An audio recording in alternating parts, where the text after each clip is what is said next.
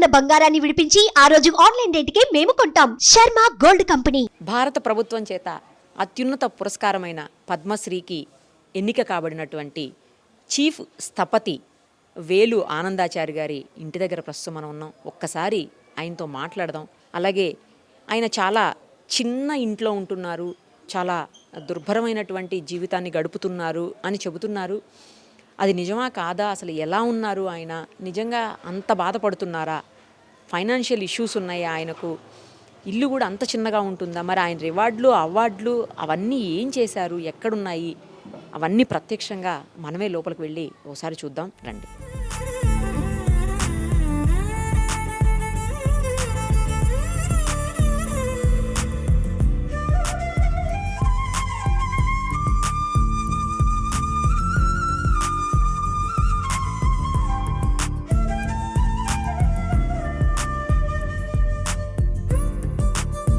నమస్తే అండి.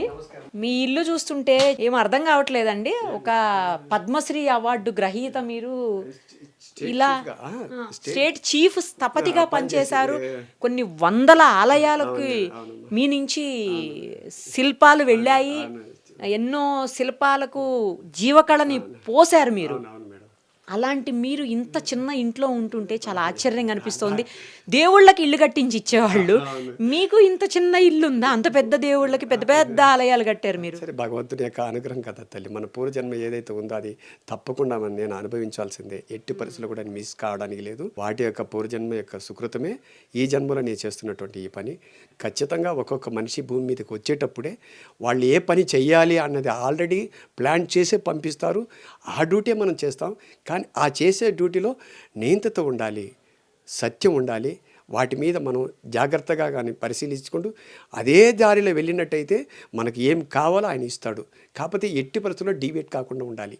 అదే మనిషి యొక్క నిగ్రహ స్థితి. దాన్ని మనం పొందగలిగితే ఖచ్చితంగా వీఆర్ రీచ్. ఇది ఖచ్చితంగా మనం చేరగలము అన్న విషయాన్ని నాకు అర్థమైనది. కానీ చాలా చిన్న ఇంట్లో మీరు అవార్డులు రివార్డులు అవన్నీ పైన పెట్టేసి ఉంచారు. అట్లా అసలు పెట్టుకునే దానికి కూడా ప్లేస్ అయినట్టు పైన కూడా ఉన్నాయండి. మొత్తం కూడా ఆ పైన మొత్తం తీసుకెళ్ళి పెట్టేసామండి. అది అంటే మీరు చాలా పెద్ద స్థాయిలోనే పనిచేశారు కదా, అంటే ఉద్యోగం గవర్నమెంట్ ఉద్యోగమే చేశారు మీరు. అయినప్పటికీ ఎందుకని మీరు ఇలా? అంటే దానికి అప్పుడు ఇది కొనేటప్పుడు కొంచెం డబ్బులు కావాల్సి వచ్చింది. అప్పుడు 4.5 లక్షలు కొనాల్సింది. నాన్న వాళ్ళు ఒక 2 lakhs ఇచ్చారు, నేను ఒక 2 lakhs ఇచ్చాను. తర్వాత మా పిల్లలకి ఇద్దరికి కూడా మ్యారేజ్ చేయాలి కదమ్మా. నాకు వచ్చిన పైసలు మ్యారేజ్ చేయడం కానీ అలా జరగడం జరిగింది. ఇలా ఎన్నేళ్ల నుంచి ఉంటున్నారు ఈ ఇంట్లో? ఈ ఇంట్లో దాదాపున 15 సంవత్సరాల నుంచి 15-20 ఏళ్ళ నుంచి ఉన్నాం. 2002 నుంచి ఉన్నానమ్మా. చాలా పెద్ద పెద్ద ఆలయాలకి మీరు. నేను ఖచ్చితంగా నా ఎన్ని ఆలయాలు చేసినా కూడా మనం చేయవలసిన డ్యూటీ ఏది, నా కర్తవ్యం ఏమిటి, నేను ఈ భూమి మీద దేనికి వచ్చానని నాకు ఎప్పుడు కూడా ప్రశ్న వేస్తూనే ఉంటుంది. నా డ్యూటీ చేయడానికే వచ్చాను, అదే డ్యూటీ చేశాను. ఇది భగవంతుడు నాకు ఇవ్వలేదు అని ఏ రోజు కూడా నేను బాధపడలేదు. కాకపోతే ఏంటంటే కష్టాలు అనేది వస్తూ ఉంటుంది, పోతూ ఉంటుంది. అది ఖచ్చితంగా అనుభవించాలి. ఎవరు కూడా దాన్ని ఎంతటి పెద్ద మహానుభావులైనా దాన్ని అనుభవించవలసిందే తప్ప అది తప్పకుండా అది మిస్ చేయడానికి వీలు పడదు. యాదాద్రి ఆలయం కావచ్చు, వేములవాడ కావచ్చు, లేకపోతే తిరుపతిలో కొన్ని మండపాల విషయంలో కావచ్చు, లేదు అంటే బాసర ఆలయం కావచ్చు, ఇలా అనేక ఆలయాల్లో మీ ప్రధానమైన పాత్ర ఉంది మీది. దాంతోపాటు అందరూ ఎంతో ఇష్టంగా వెళ్ళేటువంటి ట్యాంక్ బండ్, ఆ ట్యాంక్ బండ్ మీద బుద్ధుని విగ్రహ రూపకల్పనలో కూడా మీ వంతు పాత్ర ఉందని విన్నాను. సో ఇన్ని చేసిన మీరు, అందుకే కదమ్మా అనేకమైనటువంటి అవార్డులు రావడం కారణం అదే కదా. నాకు ఇచ్చినటువంటి ఇప్పుడు మీరు కొన్ని కోట్లు ఇచ్చినా కూడా దొరకదు కదా, అవార్డు కదా. ఇప్పుడు ఇన్ని అవార్డులు, ఇక లిమ్కారీ అవార్డులు కానీ ఇంకోటి కానీ ఇది రావాలంటే ఊరిక వచ్చేది కాదు కదా. ఆ విధంగా వచ్చింది. ఈరోజు నాకు సెంట్రల్ గవర్నమెంట్ నాకు పద్మశ్రీ ఇచ్చిందంటే కోట్లు పెట్టి కొనేవాళ్ళు కామా ఇది వచ్చేది. మీరు చూస్తున్నారు కదా, నేనైతే కోట్లు పెట్టలేదు కదా, భగవంతుడు ఇచ్చాడు కదా. ఇది భగవంతుని యొక్క మహిమతో జరుగుతున్నదే. ఎవరికైనా కూడా ఎవరి జీవితంలో కూడా భగవంతుని యొక్క దృష్టి కొద్దిగా ఉంటే చాలమ్మా మనకు. ఆయన ఒక్క దృష్టి మనం, ఎందుకంటే ఈ ప్రపంచాన్ని పరిపాలన చేయాలి ఆయన. మనకు ఒక్కరే కాదు కదా చూసేది. మనం భగవంతుని మీద ఎప్పుడు కూడా నింద వేయడానికి వీల్లేదు. మనకు ఇలా ఉండాల్సిందే, ఇలా జరగాల్సిందే, మనం అనుభవించాల్సిందే. తప్పకుండా ఎవరైనా కూడా అంతా ఏదో చెప్తుంటారు, నేను అలా అయిపోయినాను, నిమిషాల్లో డబ్బులు వస్తుంది, నాకు దేవుడు చూస్తాడు, అన్నీ అబద్ధం. దేవుడు అనేవాడు మనకు తెలియకుండానే మన ఎంబడి ఉంటాడు, మన నడిపిస్తాడు. ఆయన మన యొక్క కర్తవ్యం ఏదైతే ఉందో అదే మన యొక్క, అందుకే వర్క్ ఈజ్ వర్షిప్ అంటారు కదా, ఆ వర్క్ ఈజ్ వర్షిప్లోనే మనకు భగవంతుని చూడాలి తప్ప వేరే ఏ విధమైన మనం వెళ్ళే విధానం ఏదైతే ఉందో ఎట్టి పరిస్థితిలో కూడా దాని తూచా తప్పకుండా ఎవరైతే నడుస్తూ ఉంటారో వాళ్ళకి తప్పకుండా భగవంతుని యొక్క అనుగ్రహం ఉంటుంది అన్న విషయాన్ని నేను చెప్పగలను.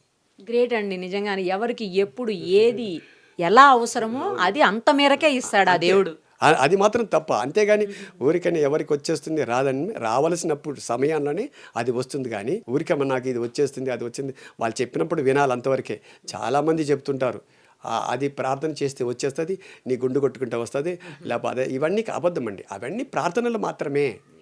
కాబట్టి భగవంతుడు మనకి ఏమి ఇవ్వాలి అన్నది ఆయన డిసైడ్ చేసి పెట్టుంటాడు, ఆ సమయం వరకు వెయిట్ చేయాలి, మన డ్యూటీ మనం చేయాలి. అందుగురించే దాంట్లో వివేకానందుడు చెప్తాడు, success not come to you, you got it.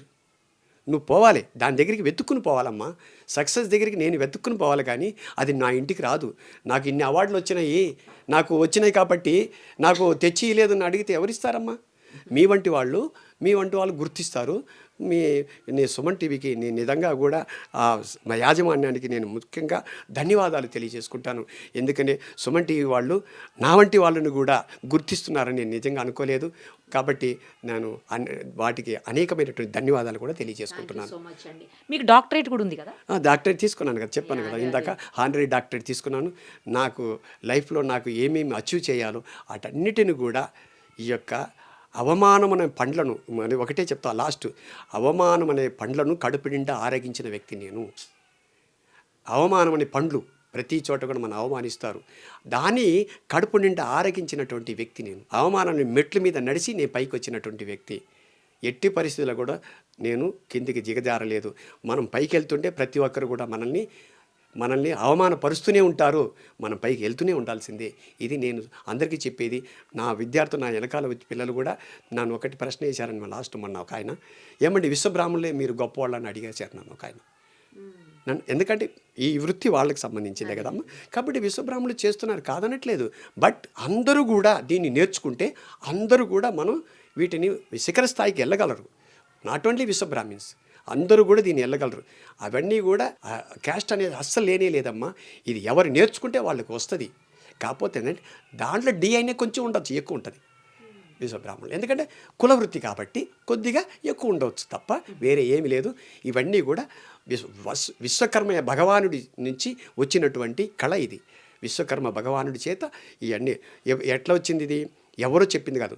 భృగురత్రి వశిష్ఠస్య Vishwakarma మయ సదా నారదో నగ్నిశైవ విశాలాక్ష బృందగా భృగుడు, అత్రి, వశిష్ఠుడు, విశ్వకర్మ, మయుడు వీళ్ళందరూ రాసినటువంటి గ్రంథాలు ఆధారంగా ఈ శిల్ప గ్రంథాలు కూడా రచించబడింది. దాని ప్రకారంగా ఈ ఆలయాల నిర్మాణం చేయబడింది. ఈ ఆలయాల నిర్మాణానికి మూల పురుషులైనటువంటి విశ్వకర్మ భగవానుడే వీటన్నిటి కూడా ఏ గ్రంథాల్లో ఏమున్నాయని చెప్పారు. దాని ప్రకారంగా ఈ యొక్క ఆలయాల నిర్మాణం చేయింది. ఇదివరలో గణపతి స్థపతి గారు మాకు గురుదేవులు వాళ్ళు చేశారు.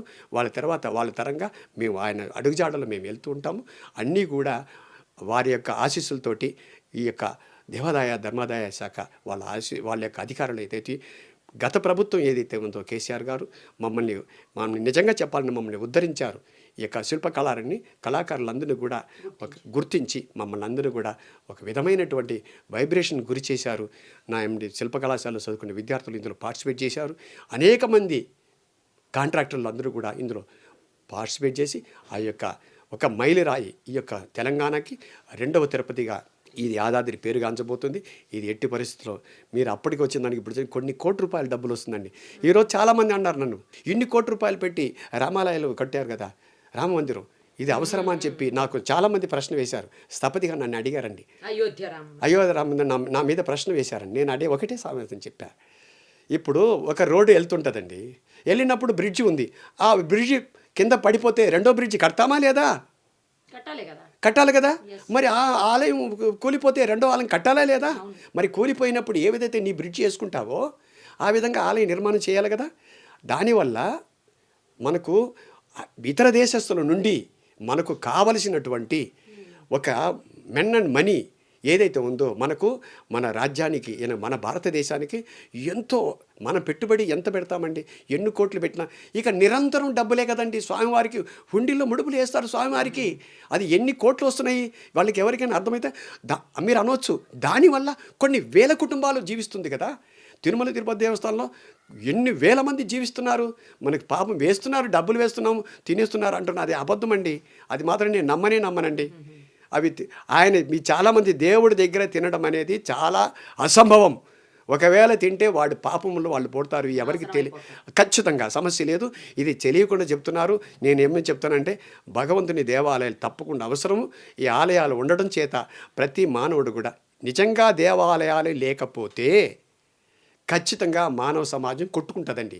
ఎందుకంటే పాపం లేదంటే పొడి చేస్తాడండి. అదే కదా, దేవుడు ఉన్నాడంటే భయపడతాడు, దేవుడు లేడంటే కొట్టేస్తారు కదండి. సో ఈ కాబట్టి తప్పకుండా ఈ మానవ సహజానికి భగవంతుని యొక్క ఆలయాలు తప్పకుండా అవసరం. ఈరోజు అయోధ్య రామ మందిరం మనకందరికీ కూడా చాలా చాలా అవసరం కూడా. అది మనం రాముల వారు, సాక్షాత్ రాముల వారు అక్కడికి వచ్చారు.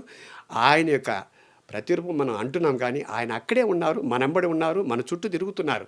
కానీ నా కంటికి కనపడలేదే అంటే, నీ కంటికి కనపడాలంటే ఒకటే ఒక సూత్రం.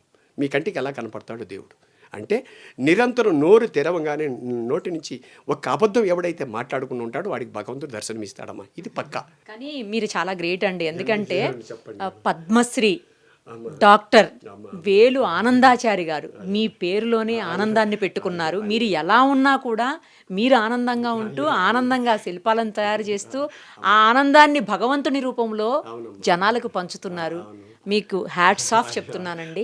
మీకు మరోసారి హృదయపూర్వక ధన్యవాదాలు తెలియజేస్తూ, అలాగే మీకు ఆల్ ది వెరీ బెస్ట్ అండి. చాలా చాలా కంగ్రాచులేషన్స్, మీకు హార్టీ కంగ్రాచులేషన్స్ అండి, మీరు పద్మశ్రీకి ఎన్నికైనందుకు. చాలా సంతోషం, చాలా ధన్యవాదాలు.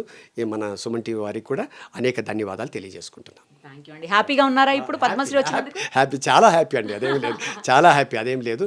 సరే, ప్రభుత్వం ఇంకా చాలామంది అన్నారమ్మా, మరి మొగలైకు చాలా ఇచ్చారు కదా గవర్నమెంట్ వాళ్ళు, మరి మీకు కూడా ఏమైనా ఇల్లు ఇస్తారా అని అడిగినారండి. మరి ప్రభుత్వం నన్ను ఏమైనా ఇస్తే వాళ్ళు ఇష్టం అండి, వాళ్ళు ఏం చేస్తున్నా నాకు ఇస్తారని ఆశిస్తున్నాను. ఇస్తే సంతోషపడతాను, లేదన్నా కూడా ఏం బాధపడేది ఏమి లేదమ్మా. థ్యాంక్ యూ అండి. మీ పాదాలకు నమస్కారం చేస్తూ. రైట్ అండి, thank you so much. Thank you, ధన్యవాదాలు.